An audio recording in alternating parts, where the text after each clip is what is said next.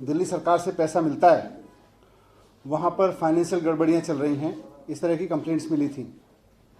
और हमारा डेटा भी आश्चर्यजनक रूप से दिखा रहा था कि वहाँ के फंड बढ़ाने के बावजूद हमेशा वहाँ फंड्स की कमी होती रहती है। तो ये क्या चक्कर है? तो हमने इसी को लेके ऑडिट सैंक्शन किया था 7 कॉलेजेस का, जिनको दिल्ली सरकार फंड देती है। शुरू में इन कॉलेजेस ने काफ़ी रुकावट डाली, अपनी बुक्स नहीं दिखाई, अकाउंट्स दिखाने से मना कर दिया, जो भी जानकारी ऑडिटर मांग रहे थे वो देने से मना कर दिया। फाइनली कोर्ट के कहने पर उन्होंने ऑडिट्स के लिए अपनी बुक्स दिखाना, अपने अकाउंट्स दिखाना शुरू किया।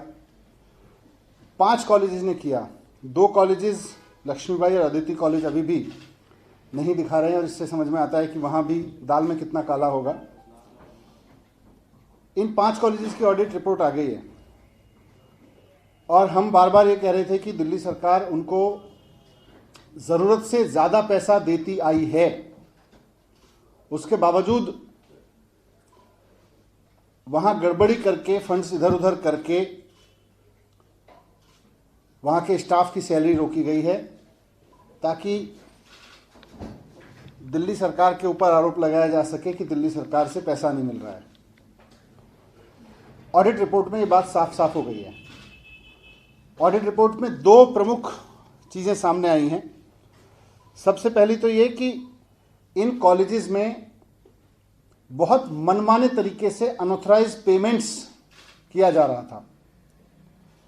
टीचिंग और नॉन टीचिंग स्टाफ की सैलरी के नाम पर मनमाने तरीके से पोस्ट क्रिएट कर ली गई।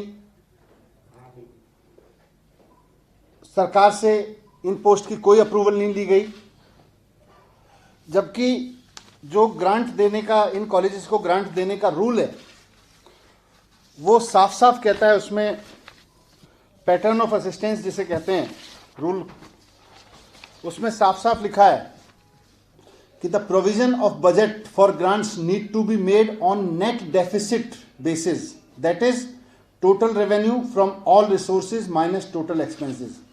यानी इन कॉलेजेस के पास में सभी तरह के रिसोर्सेज से जितना पैसा आएगा उसमें से माइनस टोटल एक्सपेंसेस करके जो डेफिसिट बचेगा उतना पैसा दिल्ली सरकार की ओर से दिया जाएगा। ये ग्रांट का पैटर्न जो है, जो ग्रांट के रूल्स हैं, वो कहते हैं। और ये अब से नहीं, 97 का भी रूल मैंने देखा, उसमें भी साफ साफ लिखा हुआ है, annual maintenance grant shall continue to be verified on the basis of net deficit formula.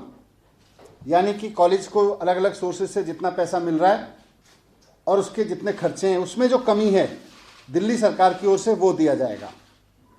लेकिन 100% ग्रांट के नाम पे ये कॉलेजेस अलग अलग सोर्सेज से पैसा लेके अपने अकाउंट में जमा कराते हैं और दिल्ली सरकार से 100% खर्चे मांगते हैं, जो कि रूल्स के हिसाब से एकदम रूल्स का खुला वायलेशन है। और इस पैसे से दी जाने वाली सैलरीज की जब जांच की कि किस किस को दी जा रही है, तो पता चला कि वहाँ बहुत सारी पोस्ट्स ऐसी हैं जिनकी ना तो दिल्ली सरकार से मंजूरी ली गई है पोस्ट क्रिएट करने के लिए, और ना वहाँ पर अपॉइंटमेंट करने के लिए मंजूरी ली गई है। जबकि वो भी ग्रांट ऑफ असिस्टेंट रूल्स में साफ साफ लिखा हुआ है कि पोस्ट क्रिएट करने के लिए, अपॉइंटमेंट करने के लिए दिल्ली सरकार की मंजूरी ली जाएगी, क्योंकि आखिरकार दिल्ली सरकार पैसा दे रही है। जिस संस्था से आप पैसा ले रहे हो, आप अपने हिसाब से खर्चे नहीं बढ़ा सकते, उससे पूछना पड़ेगा आपको कि भाई हम नया खर्चा बढ़ा रहे हैं, हम 4 पोस्ट नई क्रिएट कर रहे हैं, 4 आदमी नए रखेंगे, उनकी तनख्वाह इतनी है, आप दे पाओगे कि नहीं दे पाओगे।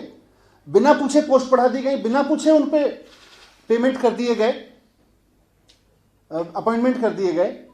और जब ऑडिटर्स ने पूछा कि भाई इन लोगों के अटेंडेंस रजिस्टर दिखाइए, तो सबसे हैरानी की बात है कि वहाँ अटेंडेंस रजिस्टर तक नहीं है।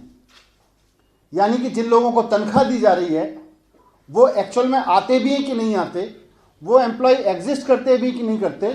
बहुत सारे एम्प्लॉयज़ ऐसा शक होता है कि घोस्ट एम्प्लॉयज़ हैं जिनकी तनख्वाह दिल्ली सरकार से क्लेम की जा रही है।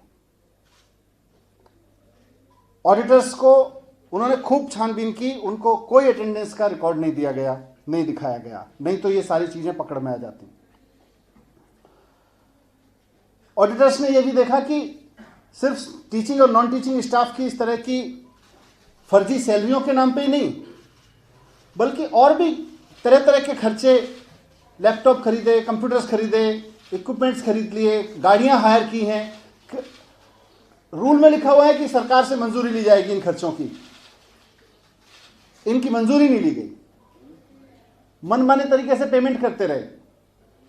यहां तक कि आश्चर्य होगा यह जानकर कि सिक्योरिटी गार्ड के लिए पेमेंट के नाम पर 40,000 रुपए पर पर्सन खर्चा दिखाया गया, जबकि हम सब जानते हैं कि सिक्योरिटी गार्ड की जो पेमेंट्स होती हैं पूरी दिल्ली सरकार में भी हो रही हैं, जीएफआर में सारे उसमें हो रही हैं। मिनिमम वेजेस या स्किल्ड में आते हैं तो 15 से 20 हज़ार के बीच, 14 से 20 हज़ार के बीच बनती हैं। 40 हज़ार रुपए पर सिक्योरिटी एजेंसी को पर पर्सन पैसा दिया गया। जब वहां के एक गवर्निंग बॉडी के आदमी ने सवाल उठाया कि भाई ये तो पेमेंट बहुत आर्बिट्ररी कर रहे हो आप लोग, तो उसको घटा के 20,000 रुपये कर दिया गया। यह भी रिकॉर्ड में निकला है। तो मनमर्जी तरीके से कहीं भी कोई भी खर्चा कर रहे हो बिना सरकार से मंजूरी लिए हुए, और बाद में कहते हो दिल्ली सरकार पैसा नहीं दे रही, दिल्ली सरकार के दिए पैसे को इधर उधर कर देते हो और फिर कहते हो दिल्ली सरकार पैसा नहीं दे रही। ये सब चीजें उसमें निकल के आई हैं।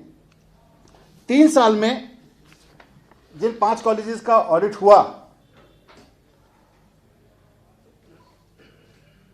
उनका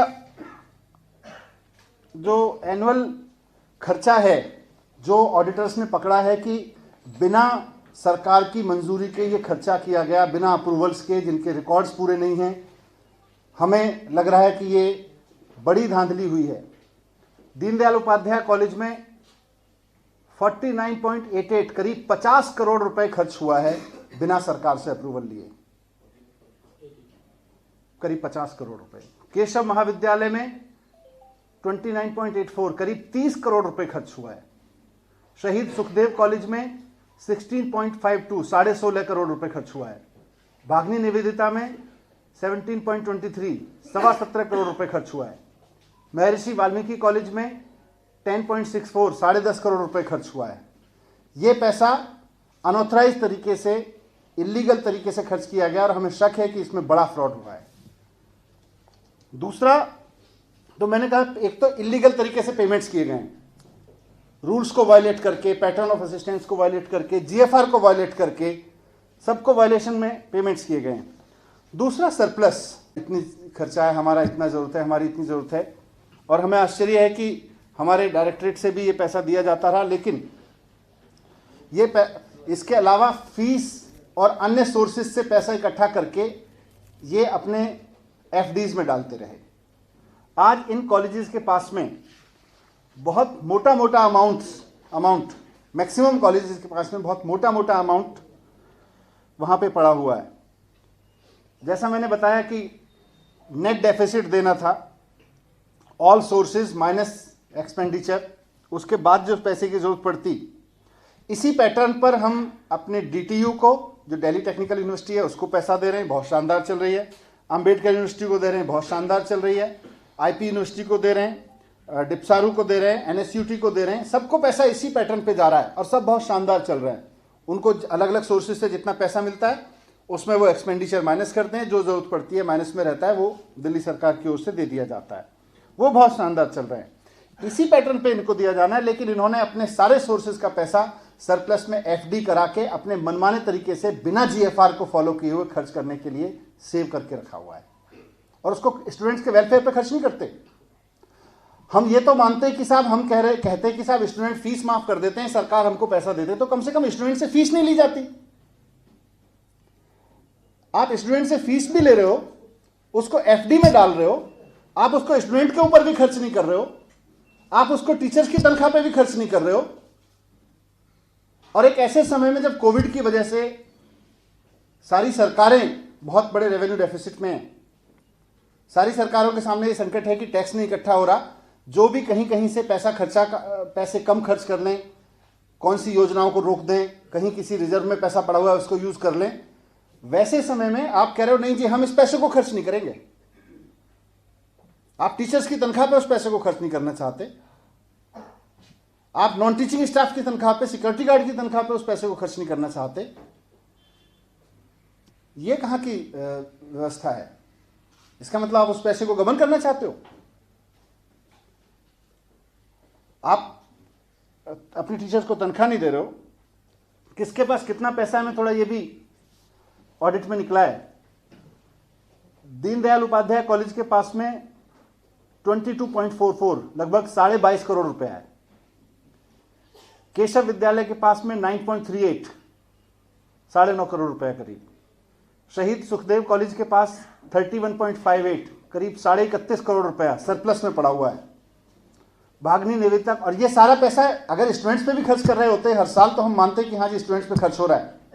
एफडी खर्च इकट्ठा करके इस पैसे को मनमाने तरीके से बिना जीएफआर को फॉलो किए हुए खर्च किया जा रहा है। ये चीजें भी ऑडिट में सामने आई हैं। भागनी निवेदिता कॉलेज 2.38 करोड़, महर्षि वाल्मीकि के पास तो छोटा है, लगभग 0.29 यानी 30 लाख के आसपास है। तो मोटे तौर पे ये दिख रहा है कि पैसा है कॉलेजेस के पास, उसमें कहीं ना कहीं मंशा खराब है उस पैसे को यूज करने के लिए, नहीं तो छात्रों के हित में खर्च हो रहा होता। टीचर्स की तनख्वाह नहीं दे रहे, नॉन टीचिंग स्टाफ की तनख्वाह नहीं दे रहे, और जो पैसा खर्च कर रहे हैं दिल्ली सरकार से ले लेके उसको भी अनऑथराइज और इलीगल प्रैक्टिसेस से खर्च किया जा रहा है।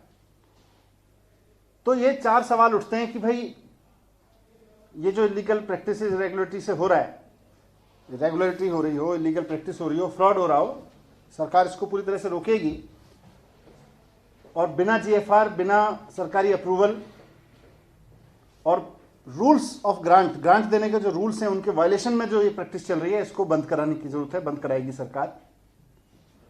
आश्चर्य हमें यह भी है, इसकी भी हम पूरा लीगल रेमेडीज देखेंगे, इसके लीगल कोर्स ऑफ एक्शन क्या होंगे। लेकिन जब यूनिवर्सिटी में पैटर्न ऑफ ग्रांट के हिसाब से, रूल्स के हिसाब से वायलेशन करके खर्चे किए जा रहे थे तो इनकी पेमेंट क्यों की गई? हर साल ऑडिट हुआ है इनका, उस ऑडिट में ये चीजें कहां रह गई? और कोविड क्राइसिस में जब 50% पे रेवेन्यू पे सरकार अपनी सारी योजनाओं को रोक के, सारे डेवलपमेंट के काम को रोक के कर रही है, तो आखिरकार इन कॉलेजेस की मंशा ऐसी क्यों है कि हम अपने पैसे का जो उनके पास में एफडी में डाल के रखा हुआ है उसको टीचर्स की तनख्वाह पे नहीं खर्च करेंगे? इन सब मैटर्स को हम कानूनी अभी सारी चीज़ों को समझ रहे हैं कि क्या इस पे कानूनी कार्रवाई की जा सकती है, वो कानूनी कार्रवाई करेंगे। एक बार वो फिगर बता दीजिए किस कॉलेज में कितने पैसे खर्च किए बिना सरकार की अनुमति के? जैसे डीडीयू कॉलेज में 50 करोड़, डीडीयू 49.88 अप्रॉक्सीमेटली, मैंने बोला 50। केशव महाविद्यालय 29.84, शहीद सुखदेव 16.52, भागनी निवेदिता 17.23 और महर्षि वाल्मीकि 10.64। सर वो एफडी का जो आंकड़ा वो कितना हो सकता है सर? एफडी का आंकड़ा भी मैंने बताया था। ये डीडीयू में 22.44, केशव विद्यालय 9.38, शहीद सुखदेव 31.58, भागनी निवेदिता 2.38, महर्षि वाल्मीकि 0.29। तो ये चीज़ें हैं जो मैंने आपके सामने रखी, क्योंकि बार बार ये है भाई यूनिवर्सिटी ने पैसा, कुछ दिल्ली सरकार पैसा नहीं दे रही। इसमें जो रूल्स हैं उसका भी मैं एक लाइन, क्योंकि क्रिएशन ऑफ पोस्ट को लेके रूल्स क्या कहते हैं, creation of teaching oblique non teaching post in the grantee college shall be as per UGC DU norms with the prior approval of Delhi government since the college is fully funded by government, hence no appointment against shall be made unless the post creation is approved by Delhi government। ये साफ साफ लिखा हुआ है। ऐसे में बिना दिल्ली सरकार से अप्रूव किए हुए पोस्ट क्रिएट कर ली गई, आपने अपॉइंटमेंट कर लिया, आप उनको पेमेंट करते चले जा रहे हो, और जब ऑडिटर कह रहा है भाई आप अकाउंट्स दिखाइए, इनकी अटेंडेंस दिखाइए, तो आप उसको मना कर रहे हो, तो कहीं ना कहीं तो दाल में काला है ना। क्या कार्रवाई करेगी सरकार अभी कॉलेज? सरकार अभी देख रही है लीगल ऑप्शंस क्या क्या हैं, सारे लीगल ऑप्शंस। तो कॉलेजों ने अभी तक अपने बुक्स नहीं दिए, उनके लिए क्या कोर्ट में आप लोग जाएंगे? उनको कोर्ट में भी चीजें रखेंगे सारी। सर एक सवाल दिल्ली के सरकारी स्कूलों को लेकर है कि जो इंग्लिश मीडियम के छात्र छात्राएं पढ़ाई कर रहे हैं सरकारी स्कूल में, ऑनलाइन क्लासेस उनको हिंदी मीडियम में दी जा रही है। ऐसा किसी एक पर्टिकुलर स्कूल का आपके पास एग्जांपल हो तो बता दें। मैं बाकी तो जो ऑनलाइन क्लास हैं वो जो ऑनलाइन क्लास वही टीचर्स ले रहे हैं जो रेगुलर टीचर्स ले रहे हैं। मैंने मोतीबाग स्कूल नंबर 1 में अपने बेटे का एडमिशन करवाया 11वीं क्लास में। आप मुझे अलग से बता देना। ऐसे मेरा एक सवाल है आपसे कि दिल्ली में जितने प्राइवेट स्कूल्स हैं उन्होंने क्योंकि सरकार का कह रहा है कि दिल्ली में जो फीस है वो पेरेंट्स भर नहीं रहे, इस वजह से डिजिटल क्लासेस को बंद करना पड़ेगा क्योंकि फीस देने के पैसे नहीं है। ऐसे में टीचर्स की नौकरी पे भी आएगी और डिजिटल क्लासेस बंद हो सकती है। इसको लेकर कोई बात की कि आपको कोई जानकारी इसको लेकर क्या करेंगे? नहीं, मेरे पास कोई जानकारी सर अगर ऐसा होता है तो क्या कर सकते हैं सर? पता नहीं, अभी तो देखते हैं क्या है। का जो पैसा पड़ा हुआ है कॉलेजेस के पास, सर उसका लेटर ऑन मोटो क्या रहेगा इन कॉलेजेस के ऊपर? आप क्या नहीं, सीधे सीधे सरकार की ग्रांट की कंडीशन ही इन कॉलेजेस को ये है। वो बैंक में पड़ा है पैसा? हाँ, तो गलत पड़ा है ना। उनको अपने टीचर्स की तनख्वाह भी देनी चाहिए उस एफडी के पैसे से। जीवी पंत पॉलिटेक्निक का क्या है? इंजीनियरिंग कॉलेज के बच्चे प्रोटेस्ट कर रहे हैं। वो बड़ा अननेसेसरी है। बीजेपी वालों ने कंफ्यूजन क्रिएट कर रखा है और छात्रों को भी मुझे लगता है गुमराह कर रहे हैं। मैं उनसे रिक्वेस्ट करूंगा, मेरे पास भी आए थे जीवी पंत इंजीनियरिंग कॉलेज के साथ, तो कई सारे स्टूडेंट्स आए थे, मैंने भी उनसे बात की थी और वो समझ गए थे कि सारा कंफ्यूजन क्रिएट किया जा रहा है। सरकार बिल्कुल किसी कॉलेज को बंद नहीं कर रही है, ये फ्रॉड फैलाया जा रहा है बीजेपी के द्वारा। ये ज़रूर है, हमने बहुत सारे कॉलेजेस आईपी यूनिवर्सिटी से हटा के एनएसयूटी से शुरुआत, एनएसआईटी से शुरुआत की थी। इस साल भी 2 कॉलेज किए हैं। जीवी पंत इंजीनियरिंग कॉलेज को अब Delhi skill and entrepreneurship university के तहत उसके तत्व उसमें चलाया जाएगा कॉन्स्टिट्यूएंट कॉलेज के रूप में।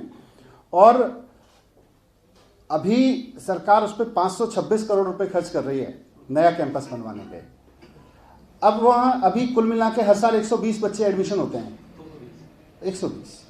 अब 120 बच्चे एडमिशन लेके 526 करोड़ रुपए खर्च करके नया कैंपस इतना शानदार बना रही है, तो सरकार की मंशा है कि वहाँ कम से कम हर साल 1800 बच्चे तो एंटर करें, 1800 बच्चों की सीटें तो क्रिएट हों वहाँ पे।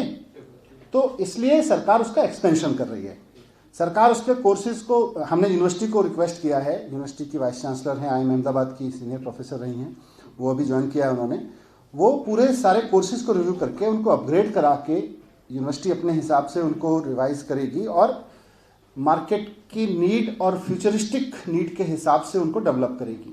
उस सब के लिए उन्होंने हमसे कहा था थोड़ा समय चाहिए, तो 1 साल हमने उसमें एडमिशन प्रोसेस हॉल्ट किया, लेकिन इसी साल हमने 1330 सीटें और भी बढ़ा दी हैं।